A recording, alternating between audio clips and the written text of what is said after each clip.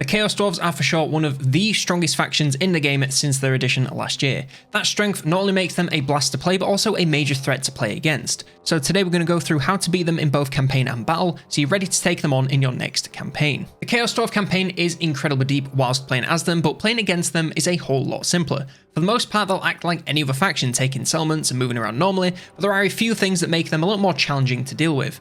First of all, we have corruption. Not the most exciting starting point, and I feel like I mention every video, but it's something you'll have to deal with if you bump heads with them. Their lands will be steeped in corruption, and once they start to attack, so will yours. This causes all kinds of problems such as attrition in their lands, control issues in your own lands, and a whole lot of faffing around to clean it up and take back control. We've covered this in previous videos, but just in case you missed them, the easiest way to deal with this is as follows. Take any lord or hero skills that reduce corruption or increase control if you're really having trouble. This will not only aid your own lands, but start to wear theirs down too if you have enough points. If you're taking too much attrition, then move through their lands in a stance that disables this, normally in camp or raiding if it is safe to do so. Once you take a settlement in corrupted lands, prioritize clearing out with buildings and eventually commandments until it is fully cleansed or replaced with your own flavour. It takes some time and can be a bit of a faff to deal with, but the ways to counter it are fairly simple, so it's not the end of the world.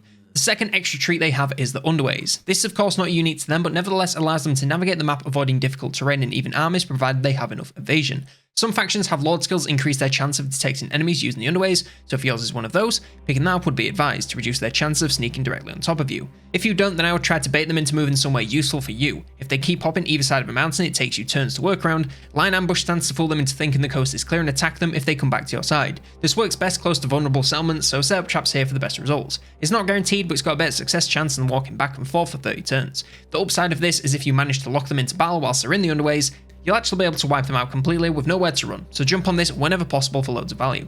Another thing I noticed whilst battling them is their capital city garrisons. They are massive and required multiple armies to take down even just in the mid game before they could get anything too crazy. Of course, these capitals are even more important to them than other factions, so it makes sense, but still, if you plan to take them down, bring way more units than you think you need, and try to scout their garrisons with heroes before you approach so you know what you're dealing with. It's a fairly straightforward counter once you know what to expect, but still, I was pretty shocked to see just how massive and elite they were, so wasted a few turns moving armies around that I really didn't need to if I was ready. The last couple of bits that you'll struggle with are kind of battle adjacent but worth mentioning here. In the early game, they're likely to be wandering around with armies full of cheap hobgoblin units. This makes them look like they're a lot harder to take out than they are, so make sure you scope out their armies before writing them off as too hard to take down since they're full. However, if they get all the way into the endgame, they can field incredibly elite armies full of units far better than pretty much any other faction. This is fine when playing as them because they're balanced around an equally high cost. The AI, however, doesn't pay this cost, so will likely get these armies earlier than any human player ever should, meaning you will have limited time to take them down before they get armies far too elite for anyone to stop, before also reaching the endgame, and by that point, it may be too late. But to tell you how to beat their armies, I should really move on to the battle section. Battle is the area that I think most people will struggle with the Chaos Dwarfs, and it's not really hard to see why. They don't really have a weak point, but they do have a lot of strengths. Incredibly tough front lines that can also deal pretty high damage whilst never dying, extremely high damage ranged infantry that can also hold their own in melee, quite possibly the best artillery roster in the game, one of which can be dragged behind an Iron Demon making equal parts devastating artillery and charging war machine, giant front lines monsters, quick monstrous cavalry, powerful damaging laws of magic. Now of course, not every army will have every single one of these threats, but will have at least one of them, so it's worth scouting out their armies with heroes and building yours to counter them. But if through some cruel twist of fate the AI manages to build a balanced army with everything included, countering it will be difficult, but not impossible. So if I was going up against an army like this, full of different kinds of threats, this is how I'd build to counter it. For front lines, I want whatever is the tankiest since they're going to absorb an unreal amount of punishment on the approach no matter what. Yeah, it's going to suck seeing them take hits on the approach, so use terrain and sightlines to your advantage to mitigate this as much as you can. Sometimes there simply won't be a way to avoid it, so just do the best that you can to close the gap as quickly as possible. Once they have closed the gap, engage their front lines and focus on holding back their forces rather than being the damage dealers. They are simply here to keep monsters and other threats off the rest of your army, so long as they're doing that, it doesn't really matter how the combat is going, as long as they're not shattering instantly.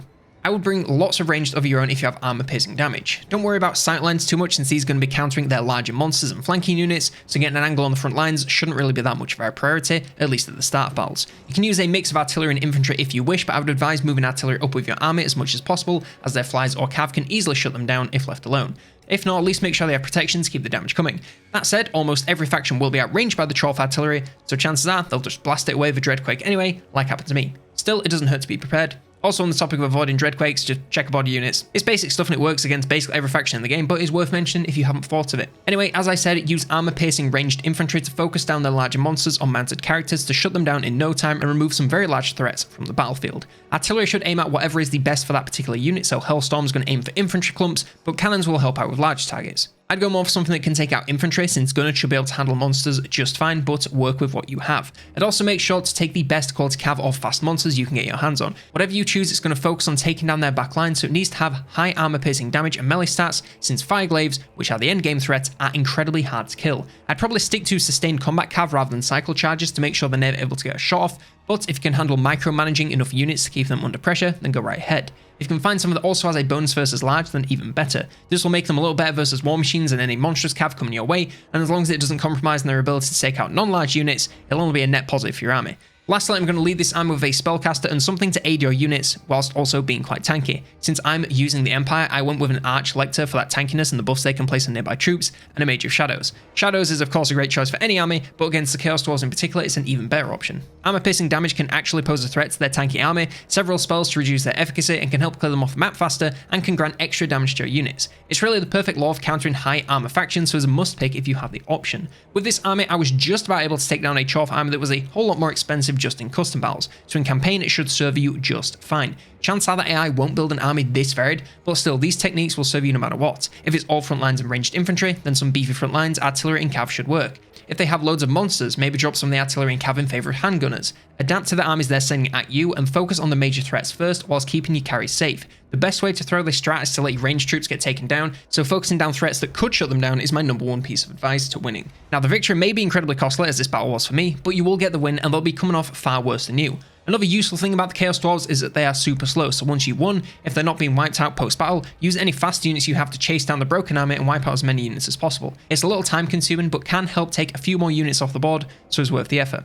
So, to go back through the strengths and what you're going to use to take them down. Their front line should be targeted by artillery and spells to deal armor piercing damage. Their ranged infantry should be shut down by cav or whatever you have that's strong and fast. Artillery can help with this, just choose what's posing the largest threat at the time to keep your army safe. Their artillery also want to be focused down by your fast units with armor piercing anti-large damage to take them down as fast as possible. If you can close the gap, then large targets like the Dreadquake, Iron Demon can actually be focused down by your ranged units because it's such a large hitbox. Then monsters will be held back by your front lines, being aided by your Lord and any magic, and then focused down with armor piercing range damage. When I say focused, I mean select that group and get them all firing to take down one key target at a time. These are big threats and spreading the love is not the way to go, so take them down one by one, you'll thank me. Their monstrous cav can be fought by your own cav or large units if you have something for them. Otherwise, look to use those same units to slow their charge and pull off some ranged infantry to wipe them out. Lastly, their lords or heroes with magic. If mounted and flying, as they often are, they can be focus fired with your infantry, no problem. If they're just footlording, then sending in a lord or hero with some cav can at the very least stop them casting and best case scenario take them out.